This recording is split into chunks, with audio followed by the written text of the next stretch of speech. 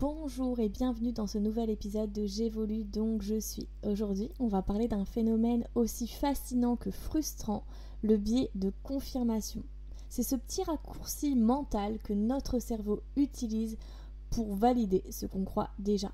C'est un mécanisme qui te pousse à voir, entendre et retenir uniquement ce qui conforte tes croyances, même si ces croyances te limitent, te font souffrir ou t'empêchent d'être heureux.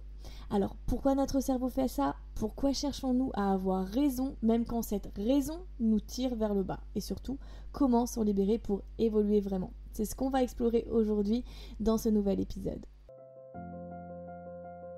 Bienvenue dans J'évolue donc je suis. Ici, nous explorons la transformation personnelle et la conscience de soi.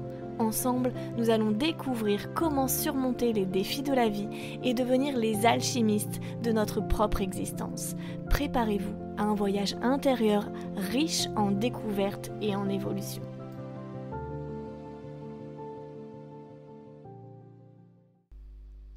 Alors, qu'est-ce que le biais de confirmation ?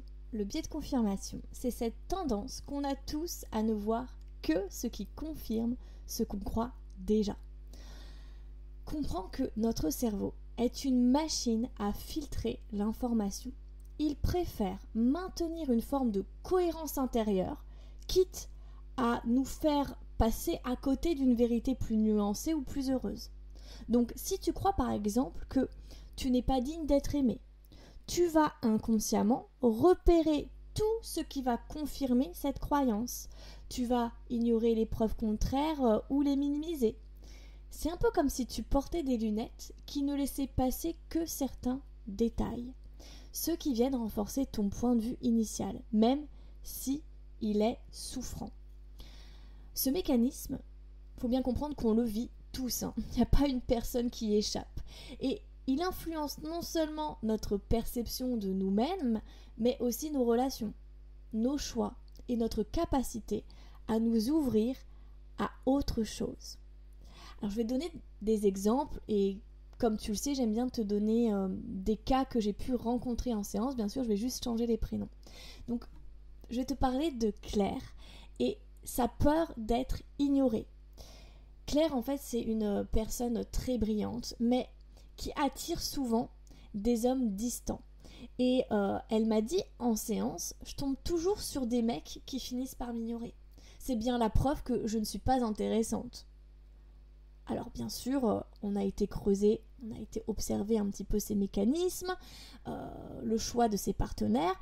Et ce qu'on a découvert ensemble, c'est qu'elle rejette finalement systématiquement les hommes attentifs. Dès qu'un homme est vraiment présent, elle le trouve trop gentil, pas assez excitant. Elle finit par ne pas donner suite. Pourquoi ?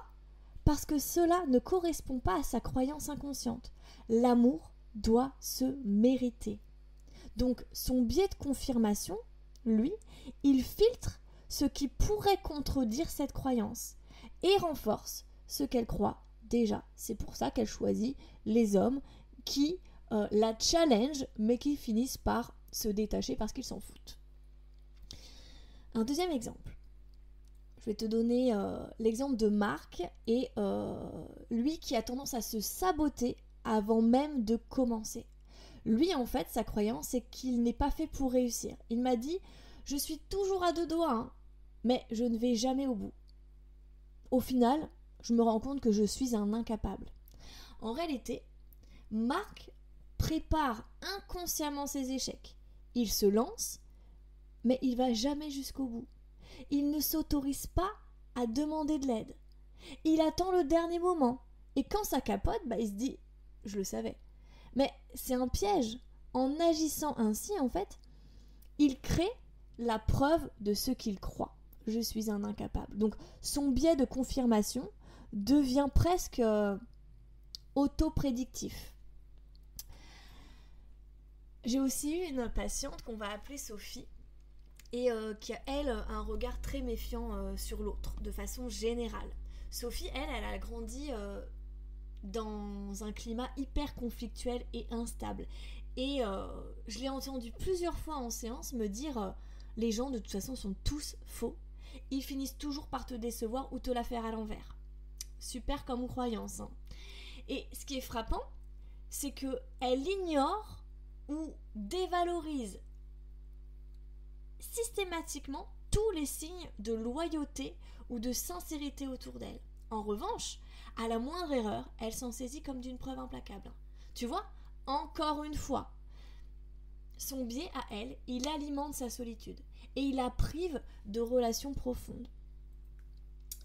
Je vais t'en donner un dernier. J'ai Élodie qui croit, elle, que aimer, c'est souffrir. Élodie, elle, c'est une femme hypersensible qui, en fait, dès qu'elle commence à s'attacher à quelqu'un, soudain, elle bloque et elle déraille. Elle m'a dit, je comprends pas, hein. Tout allait bien, j'étais dans le mood de la relation, etc. Et puis à un moment donné, en fait, j'ai plus envie. Je bloque.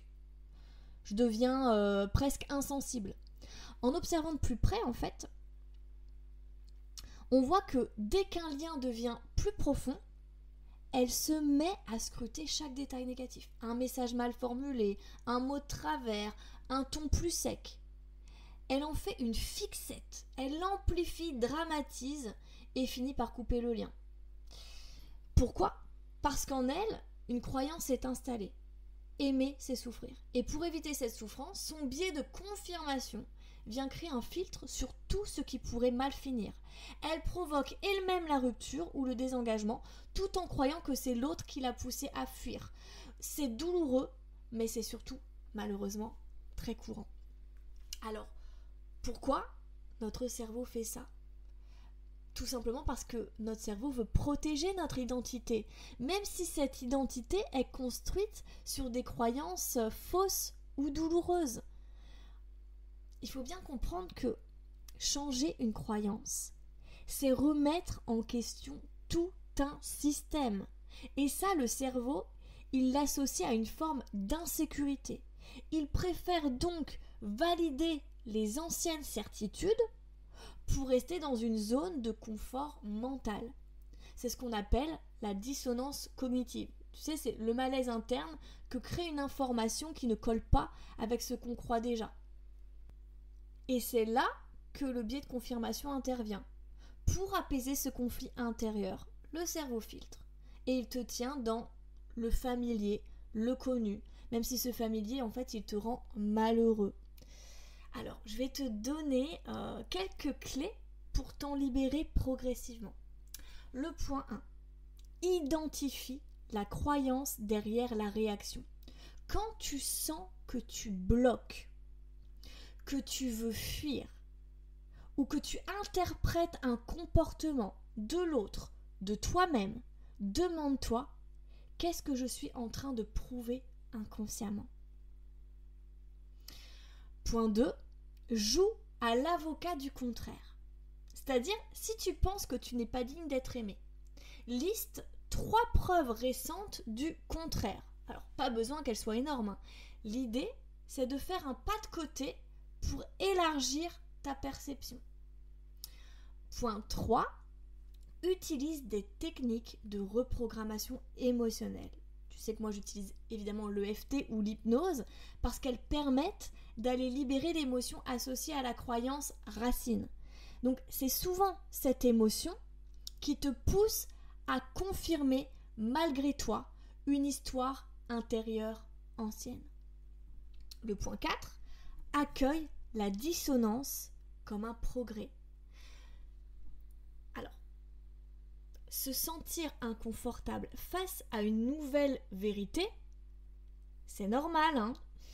C'est le signe que tu es en train d'élargir ton champ de conscience. Donc, dès que tu sens que, quand, par exemple, tu échanges sur le sujet d'une dissonance en toi, tu échanges avec un ami ou ton thérapeute, et tu sens que t'aimes pas ce que la personne te dit en face. C'est pas parce que c'est faux, c'est parce que, en effet, il y a peut-être un fond de vérité. Et que c'est à toi, là, de te prendre par la main et de dire « Ok, j'aime pas ce que j'entends. Cette réalité, cette vérité, elle est bien loin de ce que j'ai cultivé pendant toutes ces années. Mais et si j'y allais ? Si j'allais explorer cette nouvelle vérité ? Quoi qu'il en soit, ce que tu crois, N'oublie pas, ce n'est pas forcément vrai. Mais ce que tu crois, malheureusement, finit par diriger tes choix. Alors aujourd'hui, tu peux choisir de changer de lunettes, d'ouvrir un peu plus ton regard, de t'offrir le droit de croire quelque chose de plus doux, de plus juste, de plus vivant, quoi. Et si tu sens que certaines de tes croyances te freinent encore, sache que je peux t'accompagner pour les transformer en douceur, mais en profondeur.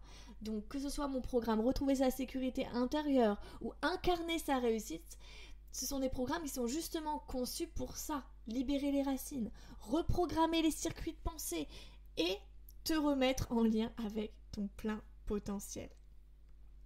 Dans le prochain épisode, on ira plus loin en explorant un autre phénomène inconscient très puissant.